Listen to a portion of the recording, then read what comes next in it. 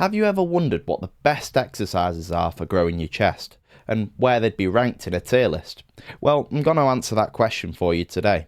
I've got a list of the best to worst chest exercises and I'm going to rank them from S tier to D tier for you.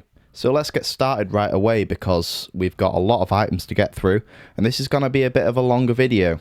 For those of you who know that, who watched the shoulder tier list previously, let's get started. Right. First one, the classic, gonna go with the bench press. Okay, so this one is one that everybody should start with in their training journey. I would argue it's probably the best exercise for learning how to feel your chest, learning the mechanics of the chest, and learning how to standardize your form. It's also one of the main exercises in powerlifting. I think it's an absolutely brilliant exercise. I don't think enough people do it, and I think it's quite underrated actually, especially in the science-based lifting community. Yeah, you guys don't do that a lot. So that's going to be our first S tier. In terms of a variation of the bench press, we've also got the wide grip bench. So the wide grip bench is one of those where I think starting out, when you first start training, it is an absolutely brilliant exercise for feeling your chest and getting a good stretch in the pec minor. If you can't feel your chest yet, if you don't know how to feel your chest, this is absolutely amazing. However, the contraction that you get from this exercise isn't brilliant. So you're going to get a really good stretch and then you're not going to be able to contract very well at the top. You're not actually going to get a full range of motion in the pec because you're limited to sort of as far as your arms can go diagonally. A closer grip allows you to get a lot more range of motion on the chest, but this is still a great exercise for beginners. Once you get strong enough though, pec tears and things like that start to come into play. So it's great for beginners. I wouldn't say it's as good as the bench press. So I'm going to put it in A tier anyway. Close grip bench, another variation of the bench press. Brilliant exercise for the triceps. Brilliant exercise for improving your bench press. It's a really, really good exercise for improving your bench press. But it's not really for the chest. It's for your triceps. So I'm going to put this in D tier for chest because it's just not really a chest exercise. Now here's another one. Okay, here's one that I think is, if there was an S plus tier, I would put this in it. This is the Larsen press. Right. So if we're putting bench in S tier, I'm going to put the Larsen press in S tier as well. The reason being is it is basically a bench press, but you have your feet up out front, in front of you. The picture really doesn't do it justice, to be honest. The picture isn't a brilliant example of how to do a Larsen press. You would put your feet more out to the side as well. But a Larsen press is absolutely amazing if you have an issue like I had, where one half of your chest is getting activated a lot more. So my left pec gets activated a lot more in my chest exercises, and it's quite a bit bigger than my right. I realised this was because I had a bit of an issue with contracting both sides at the same rate. One way to learn how to get around that, to have a more equal push, is using a kettlebell and having a kettlebell in one hand and a resistance band around your wrists and doing a bench like that as a pattern warm-up. That's amazing. Got that from Julius Maddox, who's probably the best bencher of all time. But the Larsen press is an amazing way to learn how to press at the same rate with both arms while in a stable movement. You know, you could use an isolateral machine for that, but this is closest way of mimicking a bench press while also having that effect. Brilliant exercise. You're gonna be weaker by about 10 to 20 kilos over your normal bench press, but that's not a bad thing really.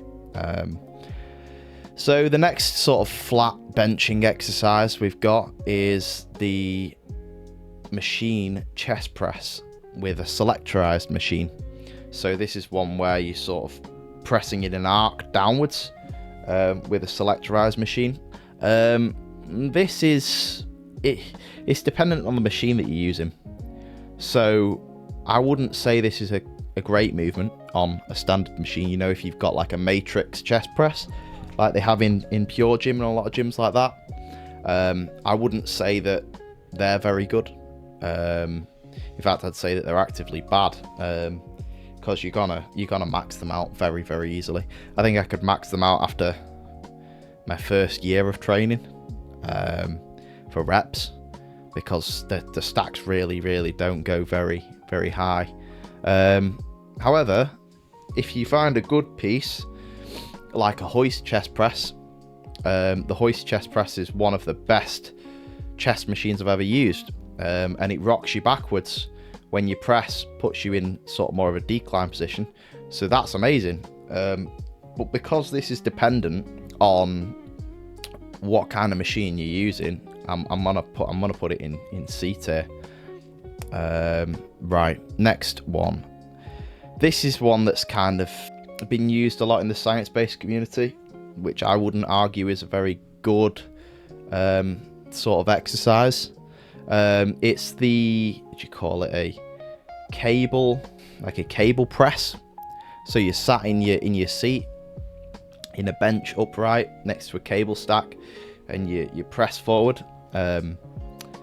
It's I'd say it's actively a bad movement, because you are limited firstly to the weight on the stack, and if you're not, you're gonna get strong enough to where you can pull your own body back. So say you're an 80 kilo lifter, if you're pressing like 90 kilos of weight, you're just gonna press the bench backwards, and I got to that stage very easily, and I wouldn't say this is a very good movement. I mean, you can get to that stage doing flies with the cables. If you're doing it with a bit more of an incline down, that gets around it a little bit, but you just do flies if you're using a cable. So here's an even worse version of this. If we had an E or F tier, then I would put this in it. This is also an awful exercise. I guess with the cable one, we're gonna have to put it in C, because it's better than this, and probably put the chest press in B, because this is just so much worse. It's a D tier exercise for the chest. Oh wait, no, this is a cable crossover. No, a cable crossover, that's an S tier exercise. It's another brilliant exercise for learning how to contract your chest in an equal manner, because if you do it how I do it, if you saw in my bro split chest video, you lean forward into the weight and sort of press yourself back. You're limited in the weight, but this is an exercise you do for reps. It's amazing for that. Absolutely amazing for that. Here's what I was looking for: the cable press. So this is the one that's absolutely trash. Unlike with a cable crossover, with a cable press, you're gonna get way too strong way too quickly, and you're gonna just push yourself back. Worse, I would say, than an incline press up, an incline push up, or whatever you want to call it, which that's a pumping exercise. It's not really one you do. This is a D tier exercise straight away. It's unlike the cable crossover, where if you're strong enough to do it for reps, where you're pulling yourself backwards, that's the weight you should be sort of using. You're gonna get about 15 reps out of that, and you're gonna be good there. This is one where you're just gonna be so strong already. you'll just push yourself back on way too low of a weight to get anything from it. So next one, the flat isolateral hammer strength bench.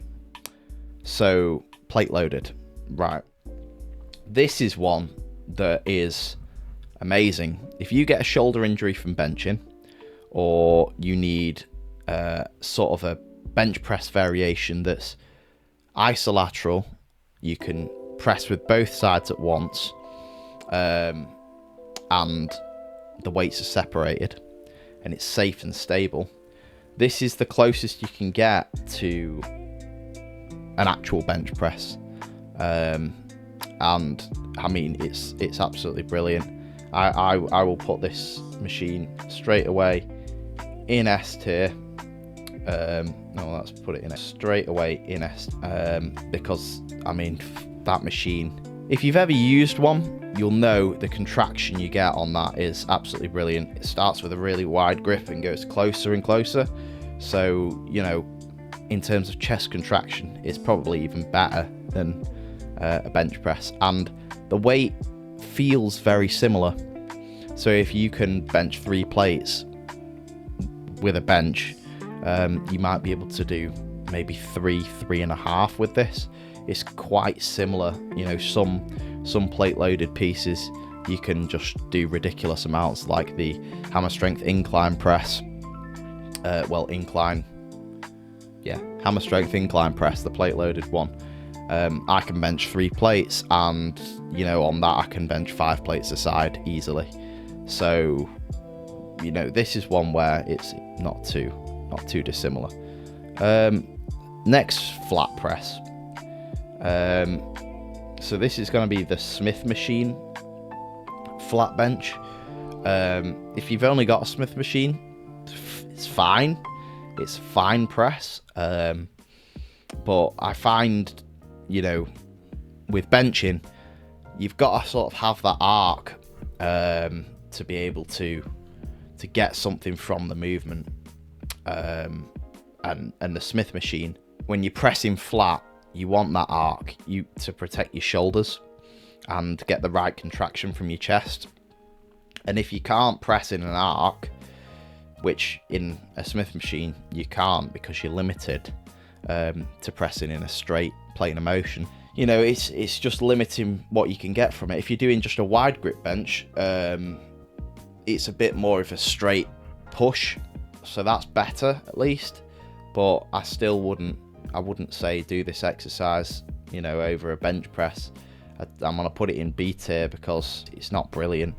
However, its cousin, the incline Smith bench, is really good exercise, because when you're in an incline, your shoulders are already in a better position, being offset from where the tendon attaches, and you're going to be able to really target that upper chest, and your pressing path, because you're not going to be as tucked when you're doing an incline bench. Your arms are going to be flared out already, so you're going to be pressing in sort of a straighter plane anyway, and your shoulders are still protected from that. So I think this is, you know, one of the best exercises for learning how to feel your upper chest, and I'm going to put it in A tier because it's quite similar to the wide grip bench. You know, you're not going to get the amazing contraction, but it's amazing for your upper chest. I think it's a sort of a brilliant exercise there. And we've got the normal incline bench. I think this is a amazing exercise as well.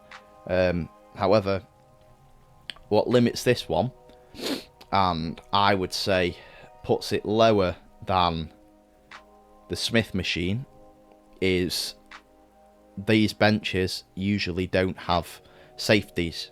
And I would always say, if you're benching, you need the safety pins. So most competition benches have safety pins built in, so you're going to be able to press very safely on your own. These ones, you're not going to be able to do it safely without a spotter, right? You're not going to be able to go to failure without a spotter.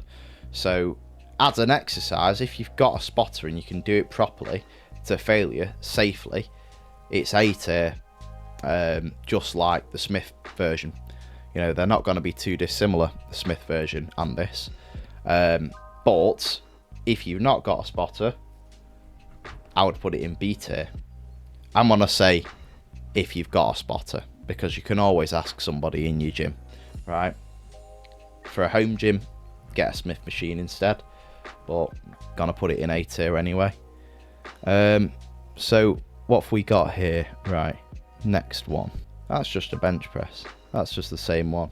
Ah, I've done something stupid. Right, this was meant to be bench press, okay, which is S tier. Okay, swapped it over because this one that I've put in S tier as bench press isn't actually a bench press, it's a Spoto press, right, which I couldn't see because the icons are very small.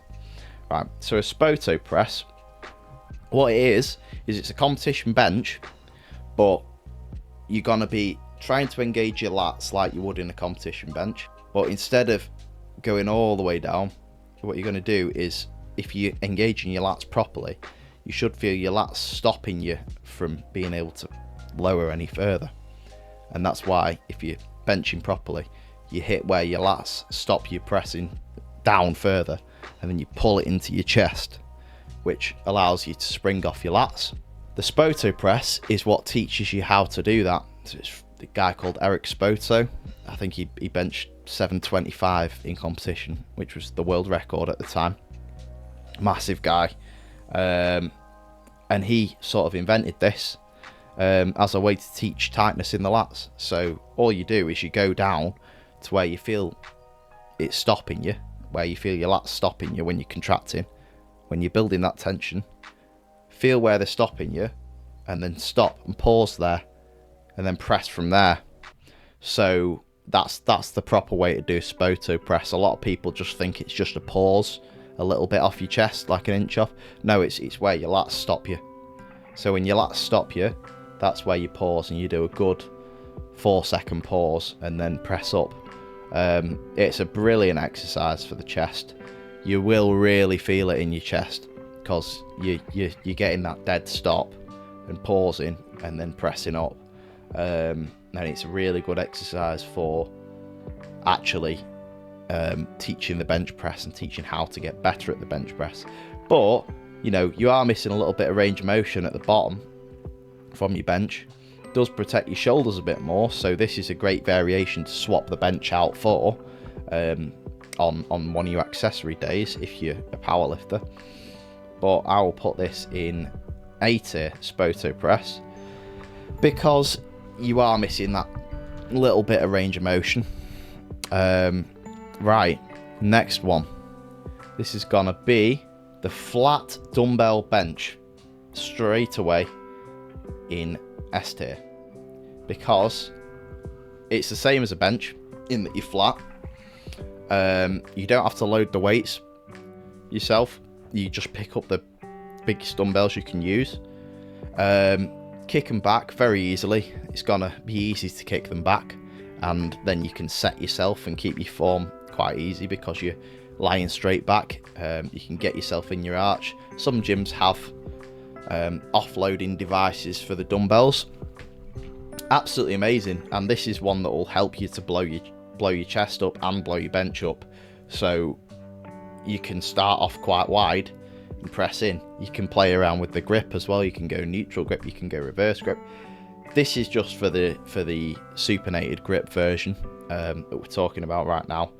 But yeah, it's an amazing exercise. I think it's even better for your chest than a regular bench press. It's an S tier straight away. Now this is one I might catch a lot of flack for, right?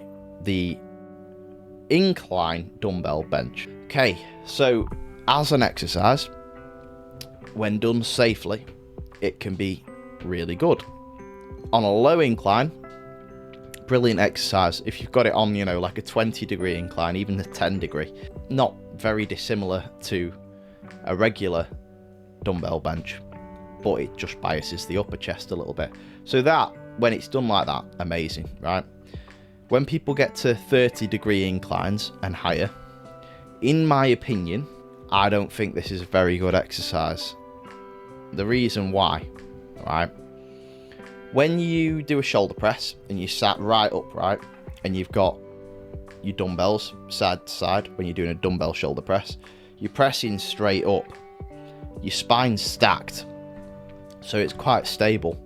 You can wear a belt, you can brace properly, and your spine's stacked. Some benches, when they've got the flat seat and you can't move the seat up and down, tilt the seat, and sometimes when you can tilt the seat, your bum's going to slide down the bench a little bit at a 30-degree incline, at a 40-degree incline, around that area, and that can throw you off a little bit. Secondly, when you throw the weight back, when you kick the weight back, you're out of position a little bit already, and you can try to get yourself into position, but it's gonna sort of push you down in a way to where you're gonna have an extended arch. You're gonna have too much of an arch, which can really put your lower back in a bad position.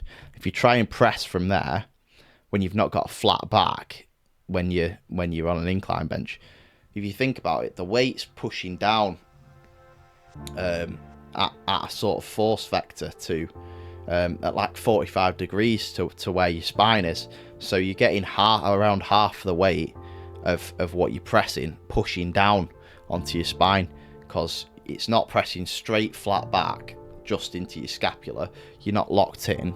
It's not pressing straight up into your spine.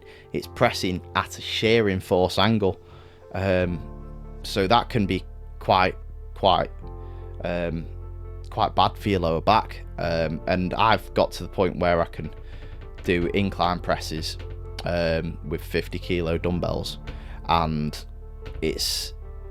that really does wreck your lower back. I've had it before where I've not been able to do my deadlifts the day after, or my squats, because my lower back's absolutely wrecked, and you wouldn't think that from dumbbell presses, but it can happen. So if done properly with a low incline, brilliant.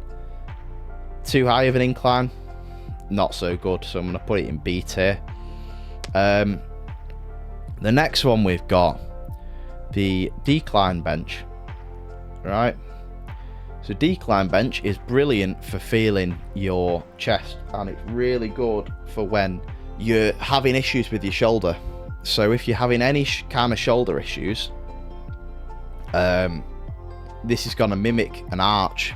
If you're having lower back issues and you can't get yourself in an arch, or you're just a flat back bencher, doing a decline bench will be a really good way of sort of mimicking an arch, which protects your shoulders without actually having to learn how to do an arch. So if you're not a powerlifter, swapping flat bench out for this is actually a really good idea, and you're gonna get a better contraction with this than really anything else, I'd say.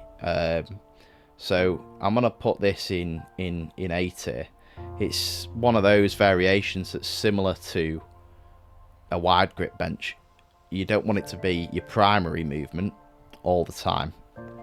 Some of the benches can be really bad, but it's one of them that's it's really good. The only thing that stops it getting in S tier is a lot of the benches don't have safeties again, so you're gonna need a spotter for this, just like with the incline bench.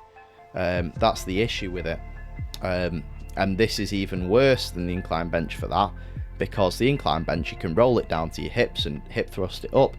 With this, if you get stuck there and you've not got a spotter, you're dead. So get a spotter, or use one that's got safeties. It's a really good exercise. Other than that, in the theme of saving your shoulders, here's one that not many people do. So this is the incline reverse grip dumbbell press. So this is one that J.M. Blakely, who's one of the best benchers of all time, Really good bencher. This is one that he talks about quite a lot as being a variation to do in the off season for saving your shoulders, because so when you do benching, right, they tell you to depress your shoulders, which depressing your shoulders puts them in a safer position to move, right? Not sort of retracting your shoulders, because that's not really the right way to bench, because you're gonna turn your lats off. You want to depress your shoulders. They say like bend the bar. This is sort of doing that. So if you turn a reverse grip, it puts your shoulders in the most depressed sort of point they can be, and then you press. So you get with a regular reverse grip bench, you have to sort of turn your hands all the way over to sort of press, and it can be a bit difficult to get your wrists in that position, keep your wrists stacked. With the dumbbell variation, you can hold it sort of a 45-degree angle in a reverse grip, and it's absolutely amazing. You won't feel a better contraction. A brilliant exercise for saving your shoulders and hitting your chest. So I'm going to put that in S tier straight away.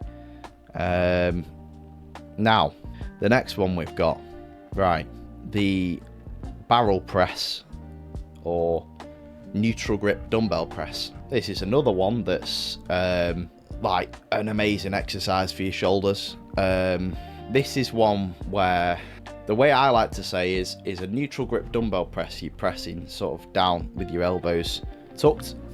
A barrel press, which is what I'm talking about here, is you flare your elbows as if you're doing a fly, but instead of doing a dumbbell fly, you press the weight up, right? So this is one that's brilliant for your shoulders. It's nearly solely hitting your chest in a stretch position and in a great contraction position.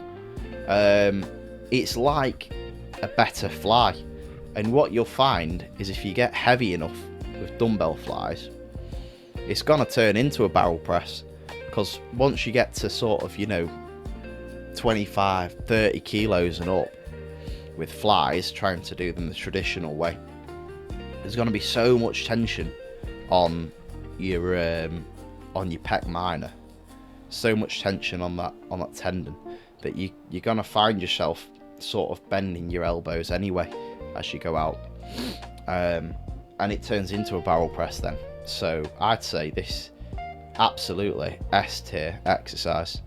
It's like between a fly and a press. So opposite to that, we've got the regular dumbbell fly. This is an amazing exercise as well. I don't think enough people do this, and starting out, you can start with lighter weights and get very, very heavy.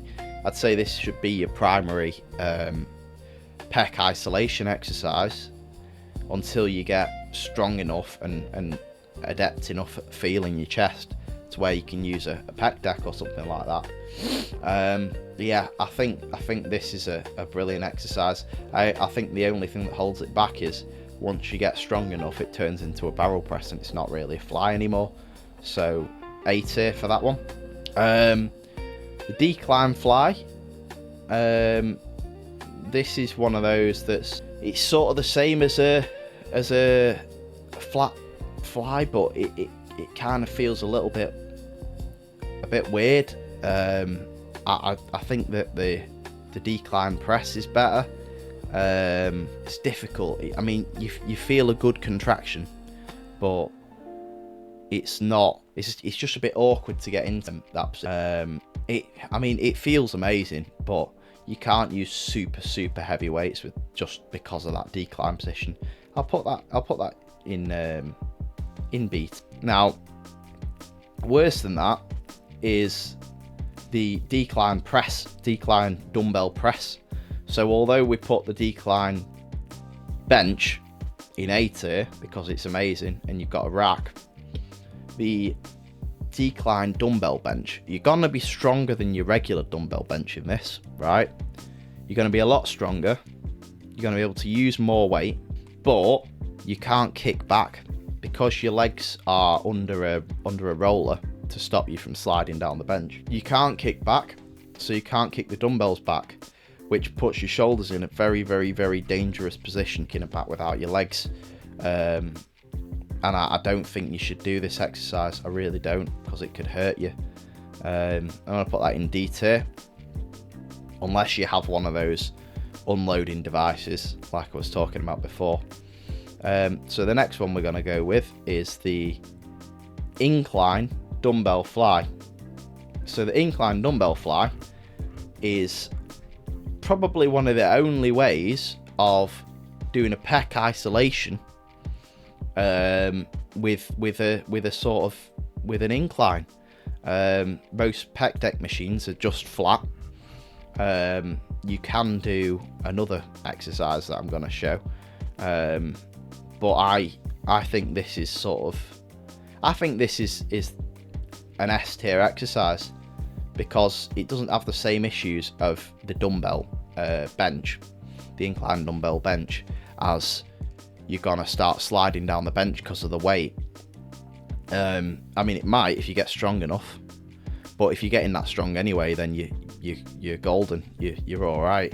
But you're gonna be able to get a contraction in your upper chest like you won't have felt from anything else. And I think it's just a brilliant exercise. So, moving on to another machine, we've got the pec deck. So, the pec deck machine, great exercise, great machine. It's one of the few machines I'd say is, really versatile and should be included.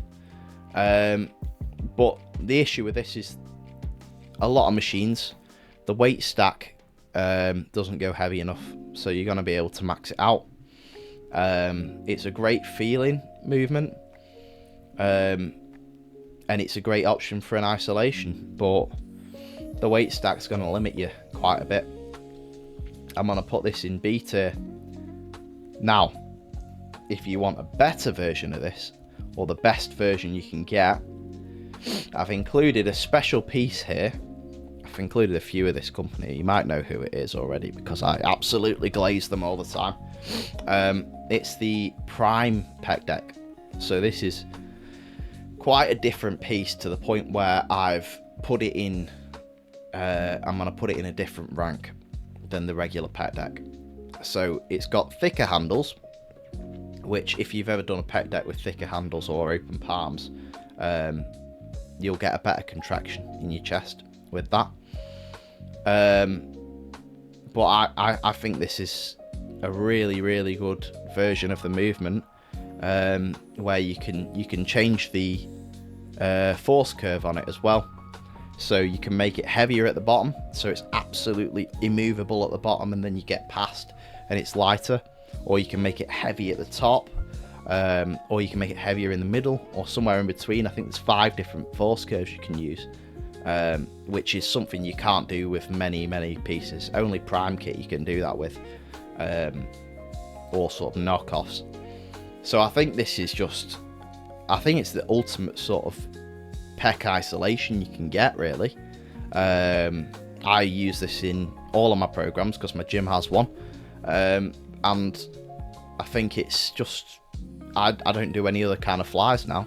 You can use it for rear delts as well, and for rear delts it's even better. I'm going to put this in S tier straight away. The next one, another Prime piece.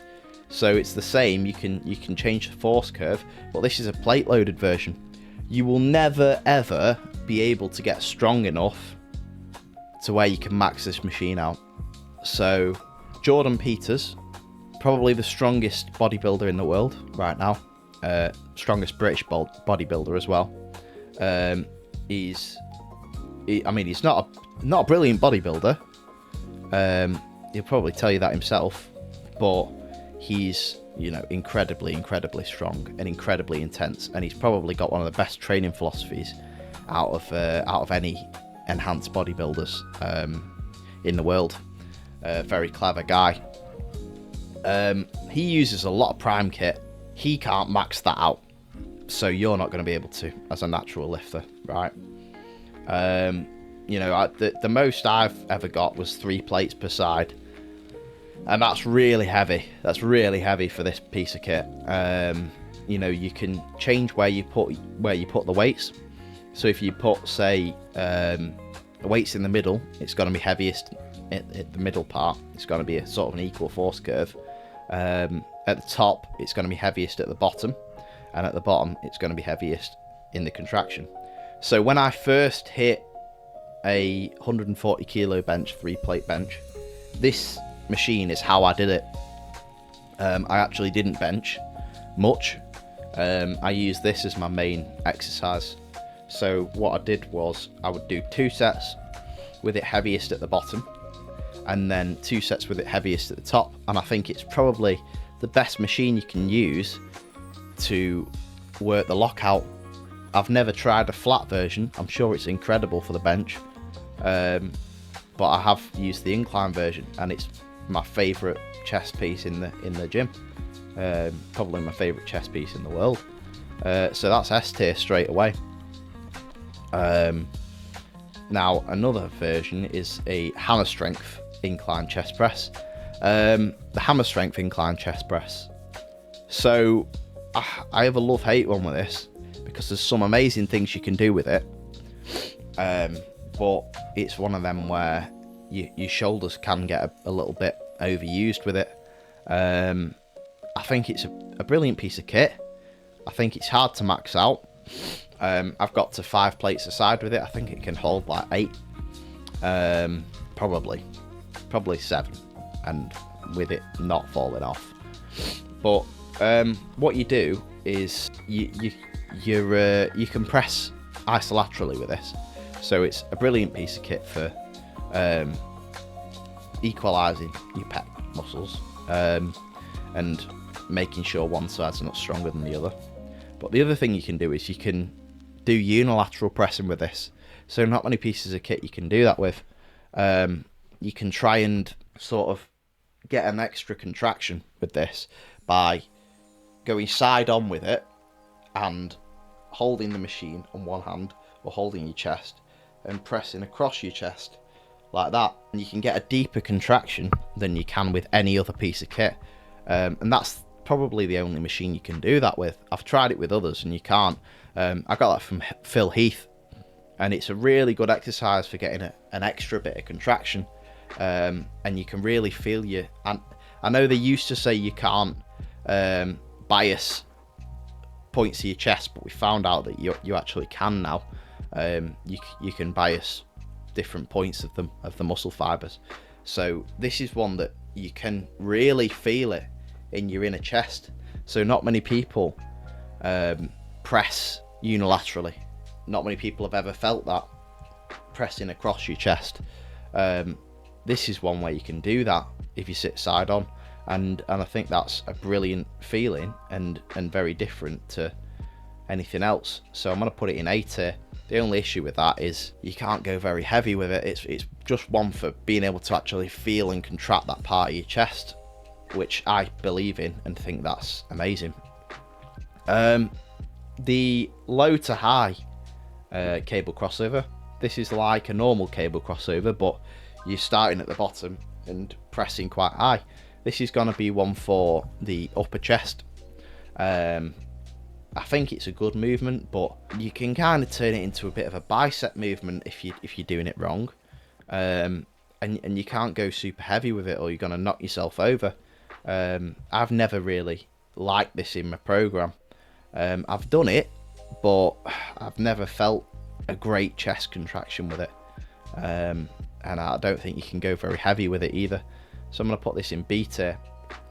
In terms of, as we're talking about different contractions you can get on your chest, like with the unilateral machine, because your chest works in many different ways, and not many people train it in all the different ways it can be trained.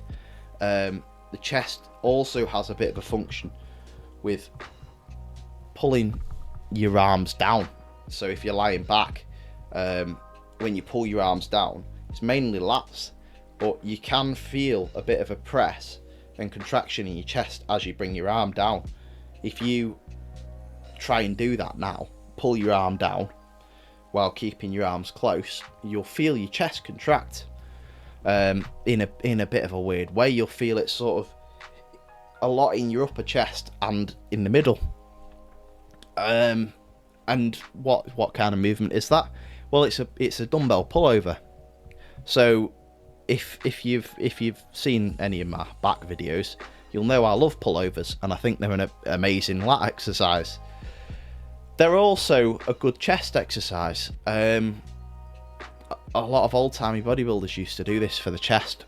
It's not solely a chest isolation. It's a chest movement and it's a back movement, but it's mainly a back movement.